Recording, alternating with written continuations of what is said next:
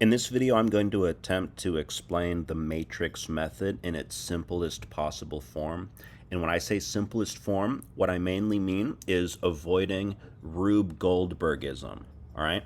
Here's a Rube Goldberg contraption, right? The alarm does this, knocks the thing, does the thing, and at the end of the day, you staple a piece of paper. All right. So often in language learning, we're saying, oh, you listen and then you shadow and then you write and then you do this, and at exactly 8:41 a.m. you do that. All of this weird extra steps that, look, at the end of the day, you need to be able to ask questions and answer questions with people in real life. At least that's the aim of this method. Maybe you're into ancient Greek and you're never going to speak it. That's fine. There's a lot of ways to do. But this method is designed for real life conversation. Another thing that we're trying to avoid is this type of language learning where you study direct objects, like break everything down into its like completely take away context and try to, what am I supposed to do? Memorize with passive adjectives, like just all of this insanity that, again, it's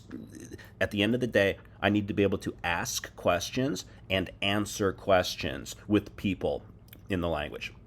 Okay, so the aim here is to go from theory into practice, right? Theory supports practice. It's like strategy and tactical. Like we move from strategic to tactical from across the continuum here. So on the far right, that's real life. That's being able to communicate in real life, whether it be traveling or whether it be with family or like the significant other's family, whatever the situation is.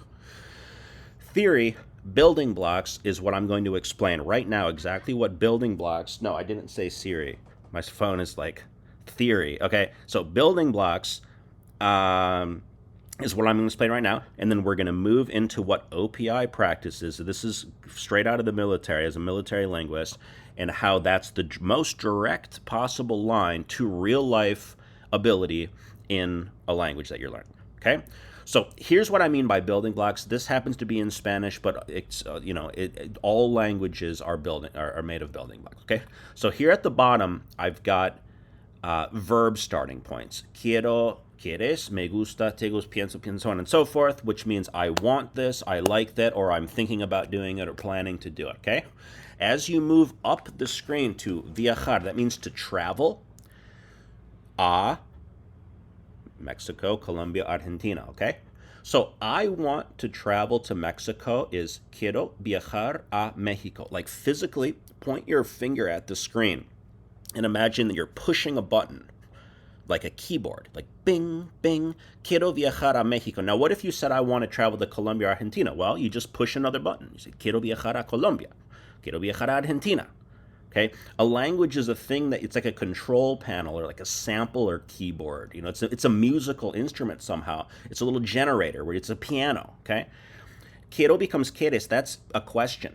So I could say, hey, do you want to travel to Mexico? Have a little practice conversation here. You ask me, Tony, ¿quieres viajar a México? I'll say, sure, claro. Quiero viajar a México. What about Colombia? Ask me, ¿quieres viajar a Colombia? You're pushing buttons. ¿Quieres viajar a Argentina? If you had to choose between the three, which would you choose? Oh, quiero viajar a Argentina. Okay? Do you like that? ¿Te gusta? Yeah, I love to travel to Mexico. Me gusta viajar a Mexico. And I'm planning to, God willing, this summer. Pienso viajar a Mexico this summer, okay? How many combinations, how many possible combinations are there just by mixing and match building blocks? You don't have to move the blocks around. Let them sit there like a piano and you just push the button and you have instant conversation. This works in any language. Every language is a little bit different, obviously. Sometimes the word order is different, but you just set it up and just start playing. Okay. One further step to show on the building blocks part here is what I call a verb timeline. So past, present, future, that's generally how verbs work in language because that's how time works, and languages reflect life. So that's how life works, Hablé means I spoke, past tense. Present tense, I speak. Future tense, I'm gonna speak, okay? And I also put the question form. So like, hablaste, vas a hablar, first person, second person, verb starting points. Now, if you follow the lines up into your vocab is the branches. Like the verb is the seed, and the vocab is the is the option. So like español, inglés, portugués. Okay, so how do you say I spoke Spanish? Well, it would be hablé from the past tense. Follow the line up, español. No, I spoke English, I spoke Portuguese today with my, hablé inglés, hablé portugués. Ask me, Tony, did you speak Spanish? Hablaste español? There's a typo. I just realized there's a typo. It shouldn't be hablaste, okay? It's hablaste, all right? Anyway, already doing this. I'm not going to start over. Hablaste, all right? So you ask me, Tony, hablaste español? And I'll say, sí, hablé español. Okay, you see how you're just mixing and matching building blocks still, but now we are on a verb timeline. Okay, very important step in the building blocks deal. All right, so come back to the master plan here. We're starting with building blocks. That's where you start. It doesn't get any more theoretical than that. We're not doing the maze where it's like, no, now it's time to, do a brain buster on possessive pronoun. You know what I mean? Like, I love grammar. I love to analyze grammar, actually. But that's not how you necessarily learn it. It's like if you want to learn to ride a bike, you're not going to, study math. Okay. So, moving toward practice, OPI practice. OPI stands for Oral Proficiency Interview. It's it's how you get tested on your speaking in the military to show that you can actually speak the language. So here's how it looks. I'm at the bottom. Okay, I'm taking the OPI. That's me at the bottom there. Okay, my tester is in front of me. So imagine you're playing this like I'm playing a video game here. I'm sitting here first person. There's a guy in front of me. See him up there in front? Okay, he's asking, "How are you?" And I have to, what's your name? What do you like to do? And, 20 other questions or however many, right? So, ¿Cómo estás? And I have to say, bien. ¿Cómo te llamas? Me llamo Tony. ¿Qué te gusta hacer? Or maybe you're taking an Arabic OPI and again, you just have to answer questions. It's like the questions come at you. So notice the little arrow, right? The questions come at you. You have to defend yourself against the question. This is very similar to real life, okay?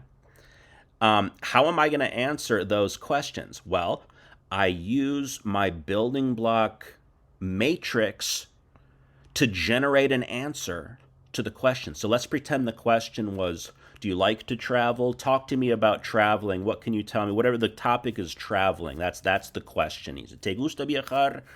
You want to, da da da. I'm going to go, oh, sí, me gusta viajar. Me gusta viajar a Mexico y me gusta viajar a Colombia. In fact, I'm planning to travel to Colombia this summer. Pienso, it doesn't even have to be true. You just have to generate an answer. And I want to travel to Argentina as well. You see what I'm saying? So the question comes at you. You use your building block matrix to answer the question. That's the whole method. All right, but you're only halfway there. We've made it halfway, the halfway point. If you can do an OPI, great, but you still got to go to real life. What did I? Oh, that's my last slide. I don't have a picture of real life. Real life is when you're like first person. I don't know. It's real life. It's if basically if you can handle an OPI, you're halfway there to being able to do it in real. The big difference is that in real life, I guess people get shy. That's probably the main thing. And this will be the final point in this video. It's like, do we prefer the maze because it covers up the real issue, which is being like nervous to speak with people in real life? Like, I know I feel nervous to speak with people in real life. I mean, I enjoy it and I do it, but I know the feeling for sure. And if it doesn't go well and you get embarrassed, you're like, oh man, that sets me back 20 years, like psychologically. I'm going to go back to the maze. It's easier and safer psychologically to do the maze thing. And I think that's why people stay in the maze. There's the maze. I prefer to do it this way. I find it's the most direct path from theory to practice.